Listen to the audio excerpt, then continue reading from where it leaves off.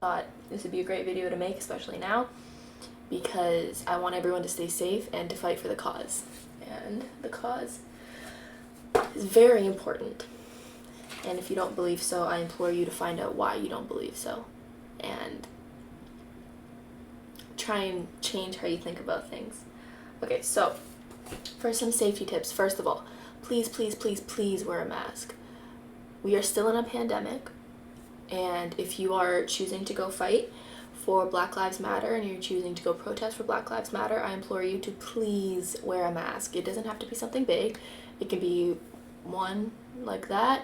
It can be a bandana. Even if you have a shirt tied around, it's good because you can try and avoid germs spreading and stuff like that, but also because if they use any chemicals or anything like that, it will stop it from getting in your mouth. And it might not stop it completely, but it'll be very, very good to have a little bit of a barrier.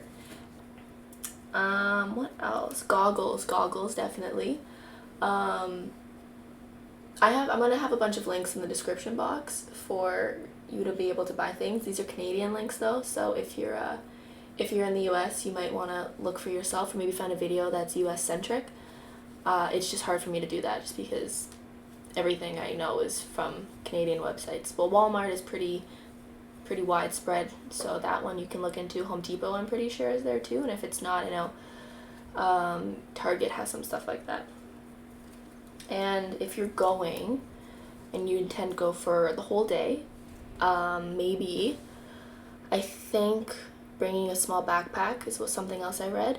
You can bring a small backpack and fill it with water, because regardless, if you're going to be there all day, if you possibly get into a dangerous situation, it's good to have water.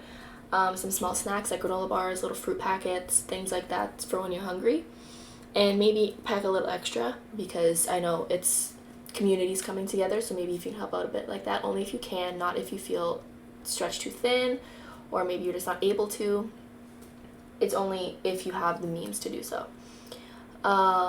Depending on where you are, if there's a subway or a train, maybe have some loose change in case you need to go and you don't have a ride, or you don't have something like that, you don't have transportation.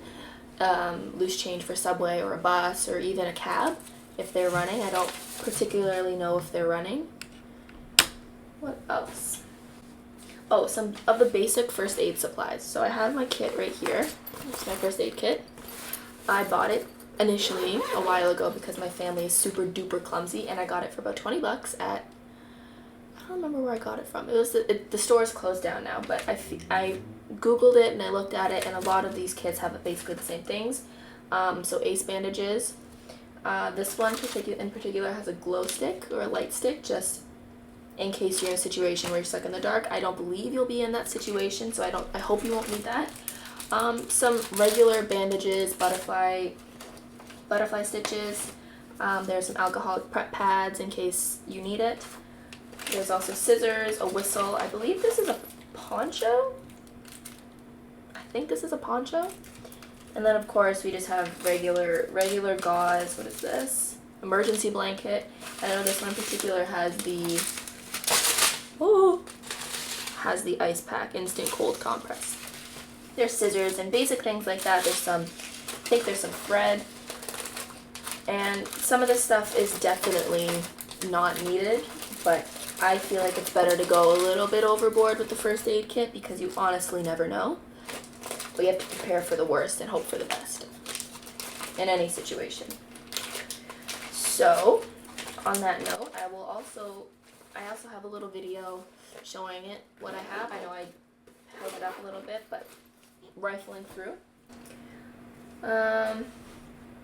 Oh, and also for the backpack, maybe some extra clothes, because either someone might need them or you might need them if you get something thrown at you or something. If you can fit it, and if it's still light enough so you can run if needed, that is also a very good thing to have. And running shoes. Just wear running shoes, because even if you don't run and everything's perfectly fine, if you go to a peaceful protest and nothing breaks out, it's nice to have comfortable feet as much as you can, so don't wear flip-flops or something, especially because if there's so many people, you can get your toes stepped on and that will hurt. Wear black clothing. Cover up all tattoos, take out your piercings. Don't wear contacts. Do not wear contacts. I understand that you might be recognizable by glasses, but if tear gas gets into your eyes and under the contacts, it will hurt like a bitch, and it'll be a lot harder to get out. So, try and wear glasses. If you can, maybe put sunglasses over them, or safety goggles over them, so they can't really pinpoint who you are. Someone in black clothing wearing glasses, I'm sure there's thousands of people wearing glasses. And, oh right, medical ID on your phone. I took a video, and it's how to set up your medical ID. If you have an iPhone, if you have an Android, I'm going to link it in the description, because honestly, I don't know how to do that, or if you can do that. If you have an Android or another phone and you can't set up a medical ID, maybe write it down and put it in your bag, or put it somewhere where, if I understand that you're protesting and it might be scary to maybe get in trouble, but if you need the help and you have certain things, maybe you're on medication, or maybe you have a medical condition and people don't know that, it might be helpful to have in case you need medical assistance. My fellow white people, the cops are breaking up a lot of peaceful protests. It's just a fact. I've seen over a dozen videos of people just sitting and the cops kick them down. Literally physically move them with so much force it is unnecessary. However, they're all white. I cannot imagine what would happen if black people were in the front, or people of color were in the front, and the cops did something. So if you are white, such as myself, a pasty skin color, please use it to your advantage to help other people. Do not just sit by. If you find that people of color are in danger near you, protect them. Simply standing in front of them is protecting them. And I'm sure you've seen the video. It's on TikTok. It's, again, to the This Is America song. So I'll put that up so you guys can see. It's really beautiful. And if you can't actively go to protest and you can't actively go march, sign the petitions. Sign all the petitions you see. And if you signed it, maybe get another email. Sign it again. Donate when you can. I understand some people can, especially now. Even with the assistance from the government. I know in the States it's hard because I don't know how their emergency fund works. If you have the means to, please donate to the people to get people who are in jail from the riots and the protests. Bail them out. Help to the families that are hurting. And I understand that some people might just want to sit by and let the people speak. But if you have the means to help, do it. Help them. Let them speak. Be the protection and let them speak. What else do I have here? I know I have a video of things from Skincare by Hiram. I have that one. Oh, Halsey. Halsey said something on Twitter. She said, because she's at the protests and she's marching with people and she is helping in any way she can.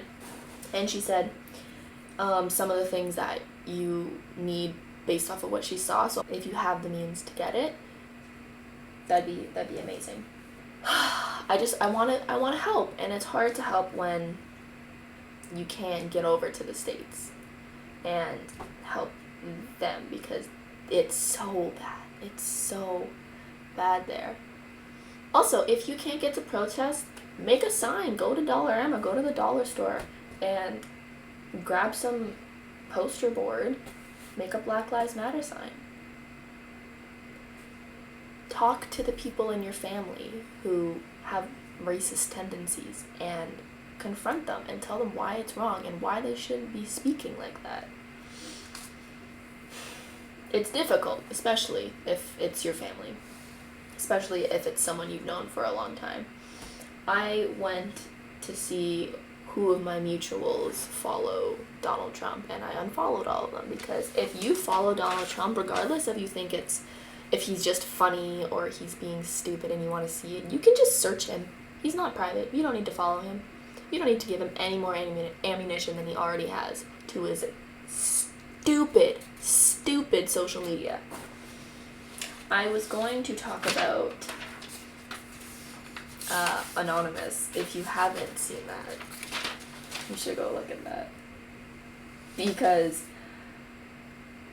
man, a lot of stuff has happened in the last 24 hours.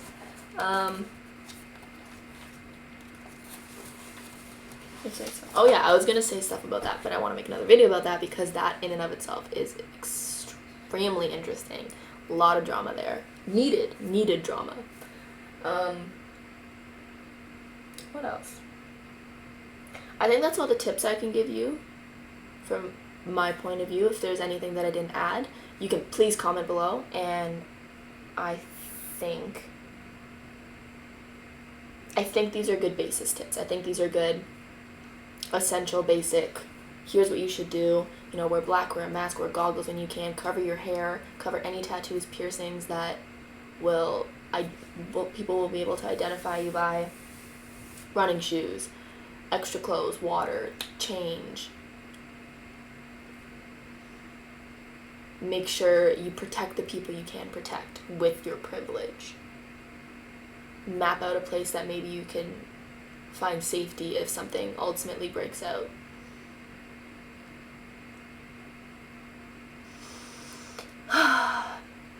Alright, well, I hope this helped, and please stay safe. Please do everything you can to stay safe. I really hope that with this revolution that is happening, we can change exactly what needs to be changed, which is the racist society.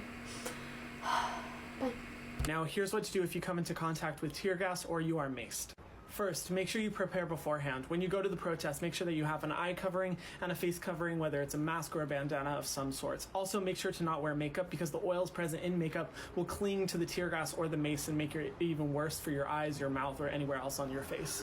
If you do come into contact with either of these, whatever you do, do not rub, touch any part of your face because it will only aggravate and make the pain even worse. Find chilled milk as soon as possible and either pour it on your face or put it into a spray bottle that you can continually spray across your face in order to reduce the pain that you experience. When you get home, immediately take off all of your clothes and take a 20-minute cold shower to rinse everything off. Then take 1 part dish soap and 3 parts water, mix it together in a bowl, and submerge your face for 15 seconds at a time. Don't rub your face, just slowly submerge because the soap will help to eat away at the leftover mace and tear gas on your skin. Share this video to help protesters and stay strong, guys. Black Lives Matter.